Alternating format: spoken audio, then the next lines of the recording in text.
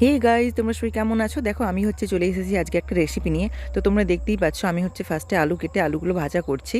তো বানাবো আজকে সুজি দিয়ে একটা রেসিপি। তো দেখো এখানে নিয়েছি 250 গ্রাম সুজি, আর কাজু বাদাম আমন্ড বাদাম কুচি করে নিয়েছি, আর একটা গাজর, আর এদিকে কারি পাতা।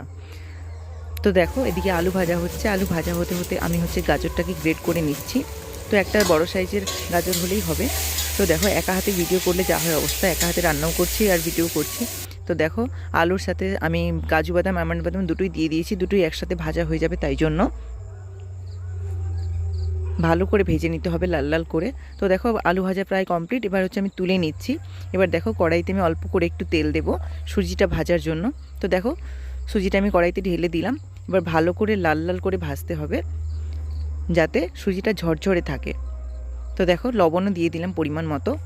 তো এটাকে ভালো করে নাড়তে হবে, একটু কিন্তু নাড়া বন্ধ করলেই কালো হয়ে যাবে। তো অনবরত নাড়তে হবে জিনিসটা। তো দেখো আমি নেড়ে নেড়ে প্রায় লাল লাল করে ভেজেই নিয়েছি, তোমরা বুঝতেই পারছো। দেখো এরপর সুজিটা নামিয়ে দিয়ে দিলাম কড়াইতে একটু জল গরম। তো সুজির কড়াই তো তাই জন্য এরকম লাগছে। দেখো তারপর আমি মিশিয়ে দিলাম পাউডার দুধ, আর ওর সাথে চিনিও ছিল, একসাথে মিক্সড করে দিয়ে দিয়েছি। দেখো ভালো করে দুধটাকে গুলিয়ে নিলাম।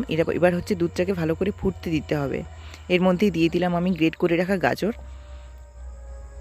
এবার ভালো করে নাড়াচাড়া করে জিনিসটাকে ভালো করে ফুটিয়ে নিতে হবে। দেখতেই পাচ্ছ পুরো ভালো করে ফুটে গেছে জিনিসটা। তো এই দুধটা এবার একটা অন্য পাত্রে আমি ঢেলে নিলাম। তারপর কারি পাতা দিলাম শুকনো কড়াইতে প্রথমে, তারপর দিলাম অল্প করে একটু তেল। কারি পাতা কিন্তু পুরো মচমচে করে ভাজতে হবে। তো দেখো ভাজা হয়ে যেতে ওই কড়াইতে আমি ডিম দিয়ে দিলাম একটা। তো ডিমটাকে ভালো করে ঝুড়ি ঝুড়ি করে ভেজে নিতে হবে। ওই একই কড়াইতেই ভেজে নেবে, কোনো অসুবিধা নেই। তবে কারি পাতাটাকে এরকম কালো টাইপের করে ভাজতে হবে, তাহলে ভালো লাগবে। তো দেখো এরপর সুজি, আর একদিকে আলু আমন্ড আর কাজু বাদাম একসঙ্গে ভাজা, ওটা আমি দিয়ে দিলাম একসাথে ভালো করে কড়াইতে মিক্সড করতে হবে। দেখো ভালো করে মিশিয়ে নিতে হবে। তারপর ওই দুধের সঙ্গে গাজরটা ফুটিয়ে রাখা ওই দুধটাও আমি দিয়ে দিলাম। তো দেখো এবার তাড়াতাড়ি করে জিনিসটাকে নাড়তে হবে, নইলে সুজিটা বসে যাবে। তাই জন্য দেখো অনবরত নাড়তে থাকবে। তো নাড়তে নাড়তেই দেখতে পাবে যে সুজিটা ঝরঝরে টাইপের হয়ে গেছে। আর কিন্তু এক্সট্রা জল দেওয়া যাবে না, ওই অল্প জলেই ভালো করে নেড়ে নেড়ে এটাকে ঝরঝরে টাইপের করে নিতে হবে। দেখো কালারটা কতটা চেঞ্জ হয়ে গেছে বুঝতেই পারছো। এবার আমার সুজিটা প্রায় হয়েই এসেছে। দেখো কালারটা কত সুন্দর চেঞ্জ হয়ে গেছে, আর বুঝতেই পারছো পুরো ঝরঝরে হয়েছে জিনিসটা দেখে। তো তোমরাও বাড়িতে বানাবে। তো কেমন লাগছে অবশ্যই কমেন্ট করে জানাবে।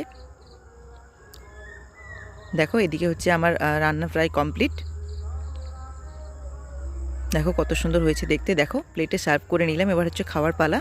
তো তোমরাও বাড়িতে ট্রাই করে দেখতে পারো, আর অবশ্যই আমার চ্যানেলটাকে সাবস্ক্রাইব করে দিও। ওকে, টাটা গাইস।